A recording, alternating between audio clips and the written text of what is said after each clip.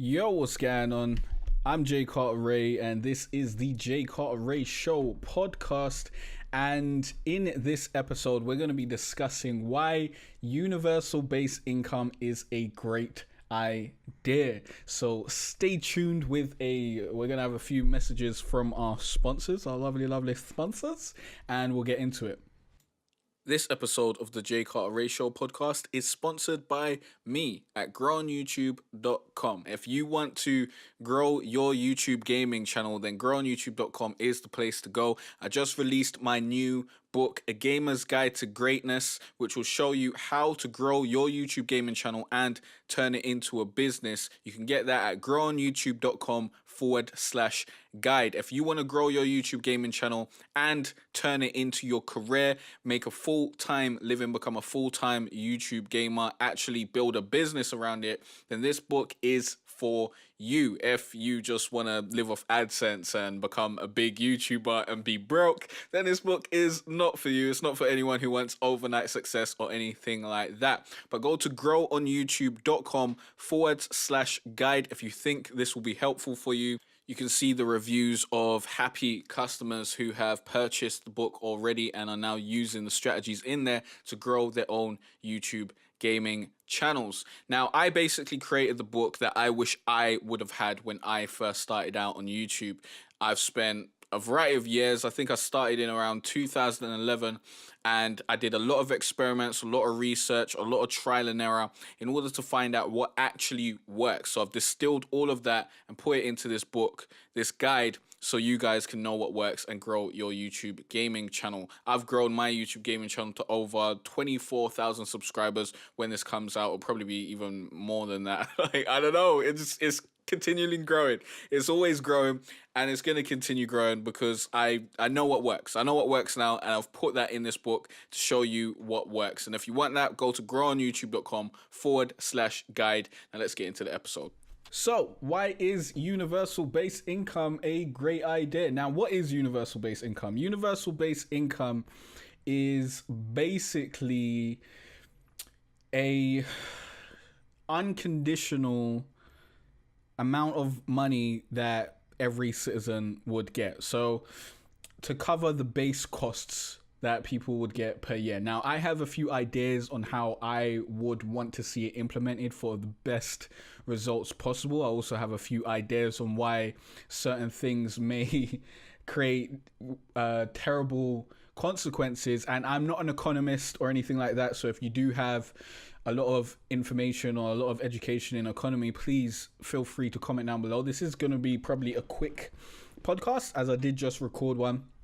And I just had this thought, and I was thinking about it in the bath, and I was like, universal basic income would be great. And I want to talk about that.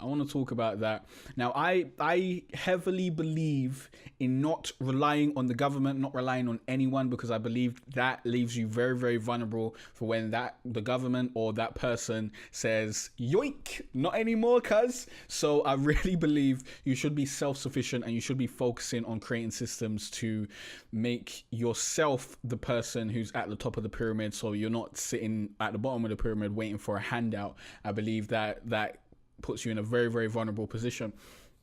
But universal basic income, I believe, would really help get rid of a lot of crime, because I believe one of the major factors of crime is poverty. Being broke generally pushes people to commit crime, especially if they're broke to the point where they can't pay their bills, they can't eat. Like, that sort of person's generally gonna commit crime if they can't get a job. Like, they'll do whatever they can. So I feel like universal basic income would help out. I don't think this has actually been implemented in any countries yet. Correct me if I'm wrong. I heard something like it was implemented in Sweden or something, but I'm not 100% sure on that. But basically, the way I would implement it, the way I think it would work out really, really well, is if certain basic costs were covered, like your rent. Your rent is covered, you got a place to live, your food is covered. I would say a budget of like £100 every 2 weeks. Some people may be like, what is that? But per person, you can survive on that. I've survived on £100 every 2 weeks for a while. Wasn't great, definitely wasn't great. It was a bit of a struggle, but I survived. So it's possible. And I think I don't want universal basic income to be so comfortable that people will be like, oh, what's the point of doing anything? I might as well just live life like this. This is a great life. No, I want it to give people the opportunity to pursue other endeavors that maybe they wouldn't have done if they didn't have this in place. For example, some people may not pursue their creative endeavors, may not pursue starting a business, all that sort of stuff, because they have other responsibilities and they got to take care of that, which, you know, makes a lot of sense. So rent costs.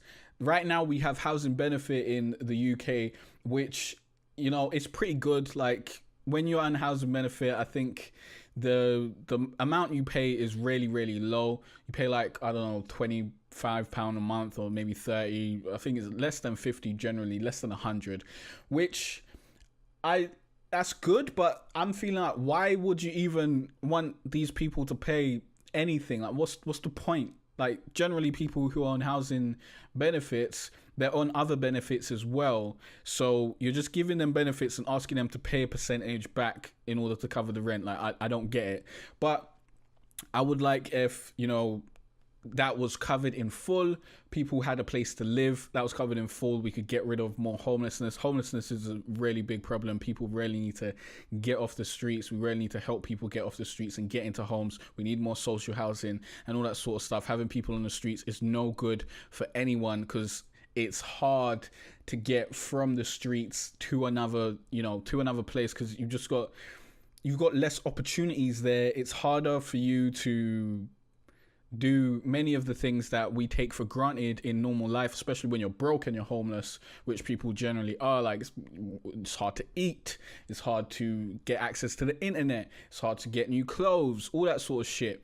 So I think social housing, definitely one of the things, you know, basic rent in social housing. You shouldn't be paying for people to live in a mansion or live in a high-end apartment or anything like that. But, you know, rent in social housing, fair enough. Food, £100 every 2 weeks budget, so £200 a month.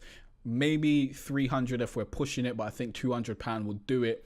And that should be dealt with in some sort of coupon way, so you can go to like certain supermarkets or certain places will like take the coupon. Hopefully everyone gets incorporated into the coupon, so you can go to every shop and give them these coupons, and then they would then use those coupons and bring them to the government and get that exchange for cash. This would stop people using this money for other endeavors and, you know, buying drugs or alcohol or clothes or whatever that they don't need to purchase in order to stay alive. Like I want the universal basic income to cover survival, because I think worrying about survival is it's not a place that anyone should be in. I worried about my survival for a very long time, and it made me a better person for it, 100%.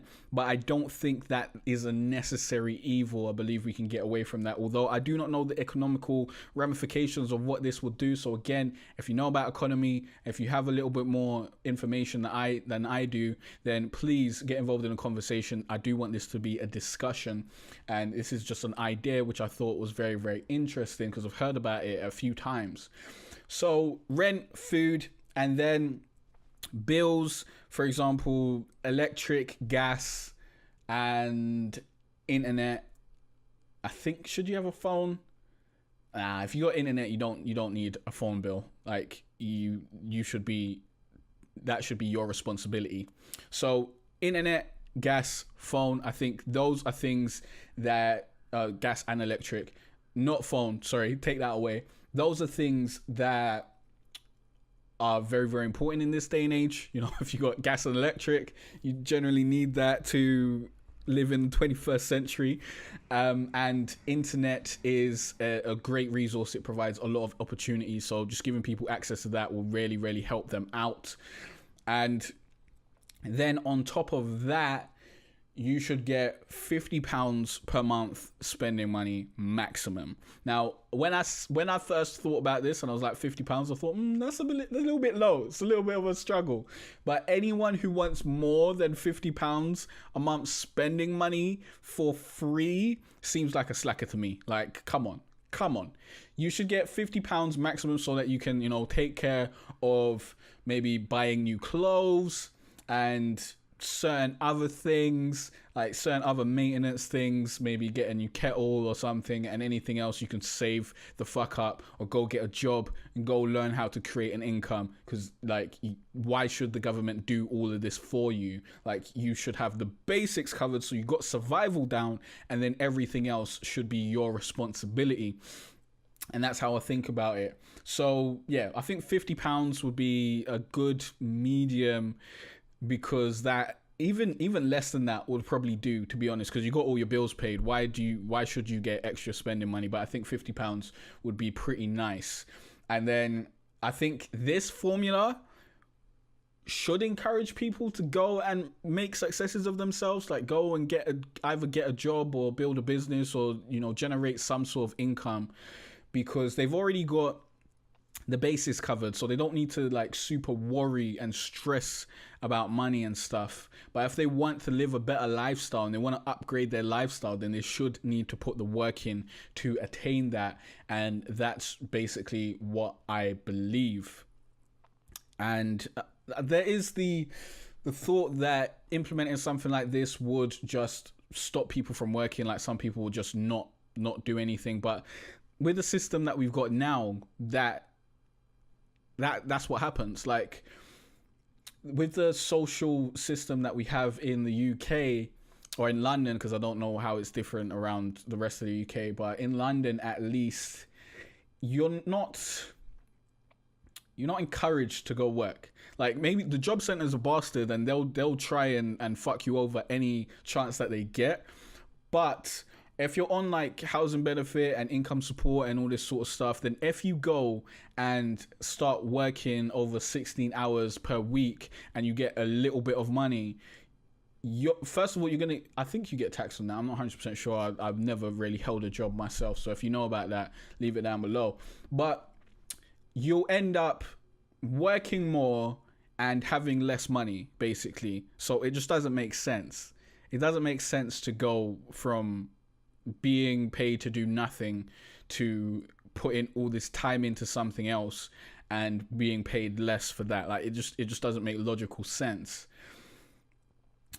And yeah, some people may get this universal base income and then be like, oh, okay, fuck it, this is the life I'm living, we're not going to do anything else. So maybe there should be a time limit on it. Maybe you got like 5 years or something on universal base income. You can like cash it in at a certain point and have like 5 to 10 years of it, and then it goes away.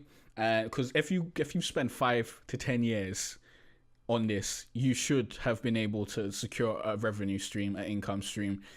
If you haven't, then wow. Just wow. Like, come on. Come the fuck on. If you're putting the work in, there's no way you don't get somewhere in 5 to 10 years. Like, that is mad. That is wild. So I think that's how I believe it should be implemented. And I think this will give people more of a chance to pursue their dreams. I think that's really, really important. I think it will increase happiness all around, lessen poverty and lessen crime. Because if people have the time to invest in chasing their dreams and whatnot, then, more people are just going to be successful in that. And when you don't have the struggle of having to pay your rent and having to find money to eat and all that sort of stuff, and you've got that time to invest in your dreams, it's gonna make you more happy, and it's gonna make it better for everyone all around. Like, the more successful people there are, the better the world is gonna be.